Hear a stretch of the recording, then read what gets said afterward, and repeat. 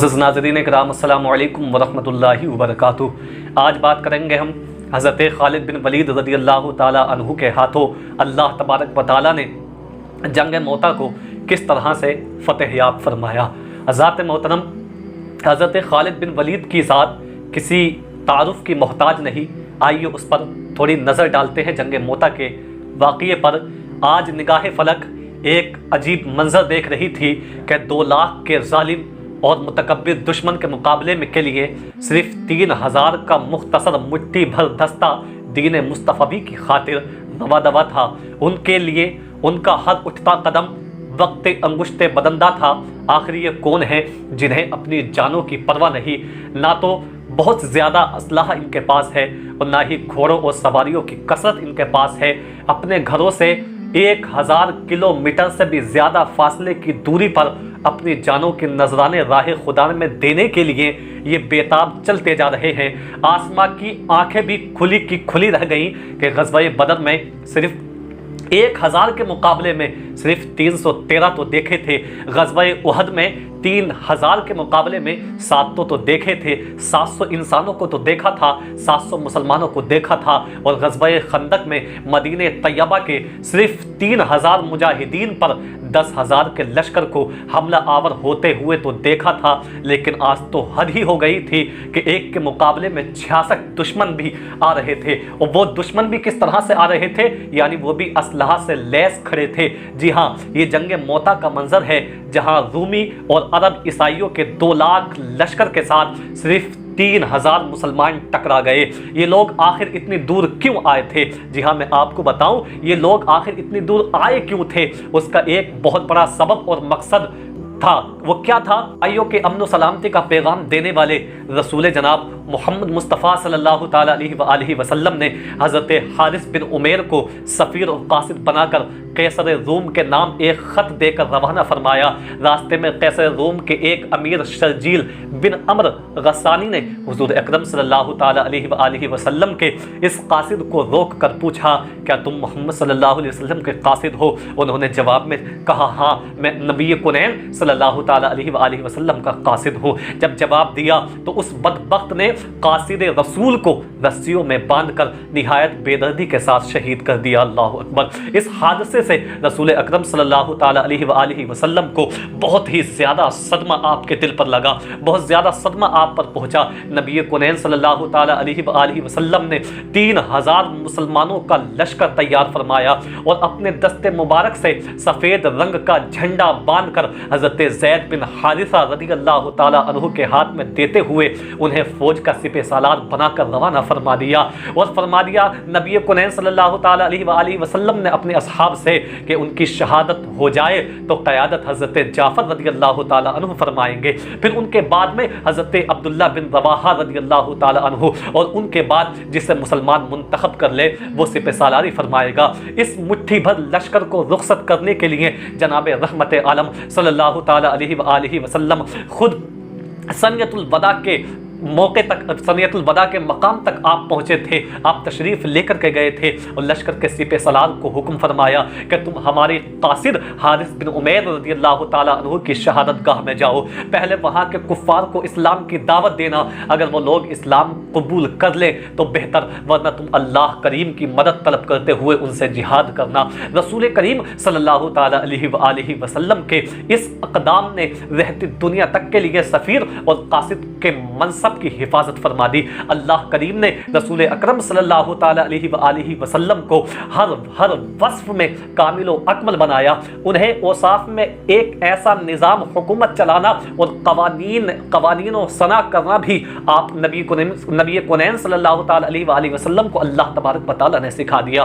ایک سفیر کے شہید کیے جانے پر دنیا کی ظاہری سپر پاور کے ساتھ ٹکرانا اس بات کا درس تھا کہ بہادری اور دلیری تعداد سے نہیں، نظریات اور عقائد اور قوانین سے ہوتی ہے۔ سپہ سالار حضرت رسول پاک صلی اللہ تعالیٰ علیہ وآلہ وسلم کے سپہ سالار، رسول نبی کونین صلی اللہ تعالیٰ علیہ وآلہ وسلم کے یہ سپہ سالار حضرت زید بن حارثہ رضی اللہ تعالیٰ عنہ نے لڑائی شروع ہونے سے پہلے کفار کو اسلام کی دعوت دی تو انہوں نے جارحانہ حملہ شروع کر دیا، یعنی جیسے آپ نے کفار کو जब ईमान की दावत दी, उन्हें इस्लाम में आने की दावत दी, तो उन्होंने बदले में आप पर हमला शुरू कर दिया। ये मंजर देखकर आप रज़ी अल्लाह ताला अन्हु घोड़े से उतरकर मैदान जंग में कूद पड़े। उनको देखा देखी मुसलमानों ने भी निहायत जोश और खरोश के साथ में लड़ना शुरू कर दिया।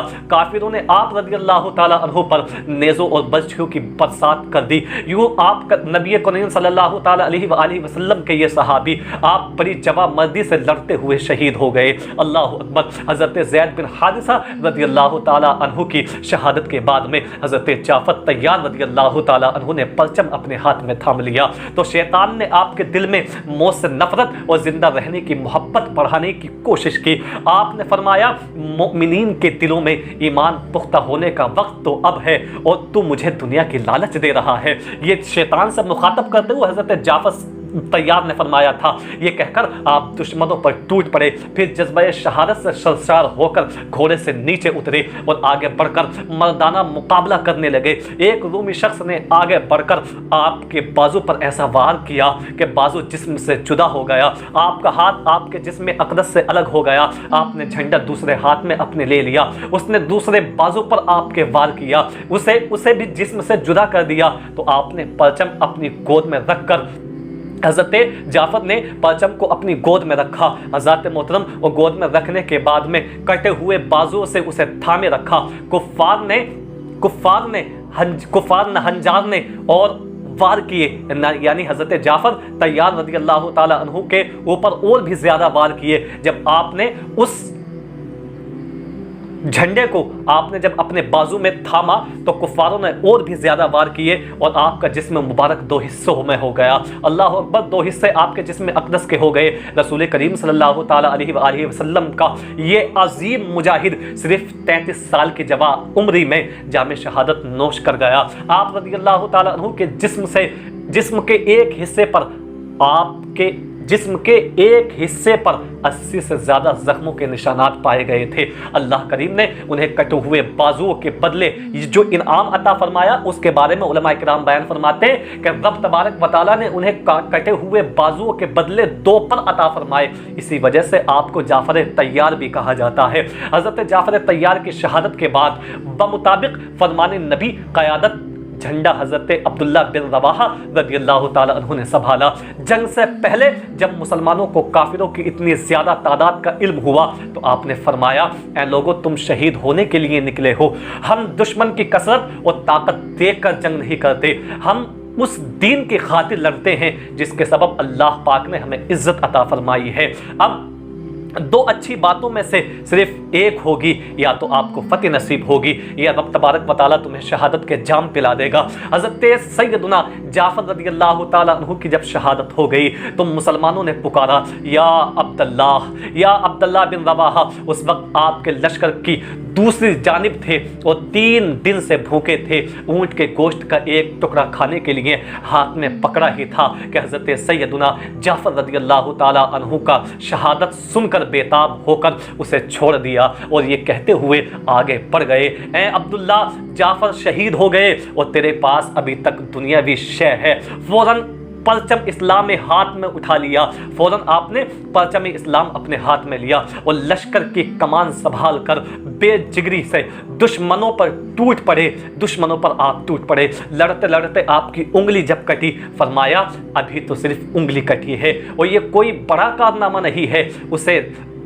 ये कोई मैंने बड़ा कारनामा नहीं किया जो अपनी उंगली को मैंने कटा दिया है। ऐ नफ्स, आगे बढ़, वरना मौत का फैसला तुझे कत्ल कर डालेगा और तुझे जरूर मौत दे दी जाएगी। फिर इंतहाई दिलेर मर्दी के साथ में लड़ने लगे। बिलआखिर जख्मों से निढाल होकर जमीन पर गिर पड़े और जामे शहादत आपने नोश फरमा लिया। अल्लाह अकबर। ये नबी कुरैन सल्लल्लाहु ताला अलैहि वसल्लम के सहाबी भी अब शहीद हो चुके थे। रसूल करीम सल्लल्लाहु ताला अलैहि वसल्लम ने जब मदीने मुनव्वरा से रवाना फरमाया था तो एक के बाद दूसरे की क़यादत करने की वसीयत फरमाई थी। तो वहीं एक नौमान नाम का यहूदी ये बातें सुन रहा था। उसने कहा, आए अबुल कासिम, ए मोहम्मद बिन अब्दुल्ला, अगर आप सच्चे नबी हैं तो ये तीनों जरूर शहीद होंगे जिनके बारे में आप फरमा रहे हैं, क्योंकि बनी इसराइल के नबी जब यूं किसी का नाम लेते थे, अगरचे वो 100 अफराद का नाम भी ले लेते तो वो तमाम के तमाम शहीद हो जाया करते थे। चश्मे फलक ने देखा कि रसूल सादिक व अमीन जनाब सैयदुल मुरसलीन सल्लल्लाहु ताला अलैहि वसल्लम की नबुव्वत की सदाकत एक यहूदी के कहने से भी वाज़ेह हो गई और ये तीनों अजीम सिपह सालार मैदान मोता में शहीद हो गए। तीनों मुअज़्ज़ज़ सहाबा की शहादत के बाद में हज़रत सैयदना साबित बिन अरक़म रज़ियल्लाहु ताला अन्हु ने झंडा उठाया और मुसलमानों को आवाज़ देकर फरमाया कि अपने में से किसी को सिपह सालार चुन लो। तो मुसलमानों ने फ़ौरन हज़रत खालिद बिन वलीद को चुन लिया और लश्कर की क़यादत उनके सपुर्द कर दी और हज़रत खालिद बिन वलीद ने झंडा थामा। इधर गैब की खबरें देने वाले रसूल करीम सल्लल्लाहु ताला अलैहि वसल्लम ने यहाँ से 1000 किलोमीटर यानी जंगे मोता जहाँ हो रही थी वहाँ से 1000 किलोमीटर से भी ज़्यादा दूरी पर मदीने तैयबा में मिंबरे मस्जिद नबी पर बैठते हुए फरमाया, अब झंडा अल्लाह की तलवारों में से एक तलवार यानी खालिद बिन वलीद के हाथ में आ गया है। अब आप अंदाज़ा लगाएं रसूल करीम सल्लल्लाहु ताला अलैहि वसल्लम के इल्म गैब का कि रब तबारक व तआला ने आपको क्या मकाम अता फरमाया। हज़रत खालिद बिन वलीद ने बिखरे हुए मुसलमानों को जमा किया, लश्कर की तरतीब तब्दील करते हुए दाएं बाएं और आगे पीछे के मुजाहिदीन की आपस में जगह बदल दी। दुश्मन ने समझा शायद मुसलमानों को मजीद मदद मिल गई है, मुसलमानों को कहीं और से मदद मिल गई है, मुसलमानों के लश्कर में उनके तादाद में इजाफा हो गया है हज़रात मोहतरम, जिससे उनके दिलों में रौब बैठ गया, जिससे उनके दिलों में दबदबा हो गया और वो शिकस्त खाते हुए पीछे हटने लगे। मुसलमानों ने शायद लड़ाई लड़ी, मुसलमानों ने बहुत ही सख्त ये लड़ाई लड़ी, यहाँ तक कि सिर्फ हज़रत खालिद बिन वलीद के हाथ उस दिन यानी हज़रत खालिद बिन वलीद रज़ियल्लाहु ताला अन्हु इस जवा मर्दी के साथ में आप जंग मोता में लड़ रहे थे कि आपके हाथ से उस दिन 9 तलवारें टूटी थी। आप अंदाज़ा लगा सकते हैं कि रब तबारक व तआला ने आपको कैसी ताकत और कुव्वत से नवाजा था कि 9 तलवारें जंग मोता में हज़रत खालिद बिन वलीद ने अपने हाथों से तोड़ी, जो कि कुफ़ार पर आप लश्कर कुफ़ार पर जब आप वार कर रहे थे तो आपके वारों से आपकी तलवारें टूटती हुई नजर आ रही थी और ये जंग 7 दिन तक जारी रही। 2 लाख के मुकाबले में सिर्फ 3000 का लश्कर 7 दिन तक डटा रहा और सिर्फ 13 मुजाहिदीन शहीद हुए। 7 दिन के बाद में जब दुश्मन का लश्कर हजीमत उठाता हुआ पीछे हटने लगा तो हज़रत सैयदना खालिद बिन वलीद रज़ियल्लाहु ताला अन्हु ने भी कमाल और हिकमत और दानाई से काम लेते हुए लश्कर को पीछे हटाना शुरू कर दिया।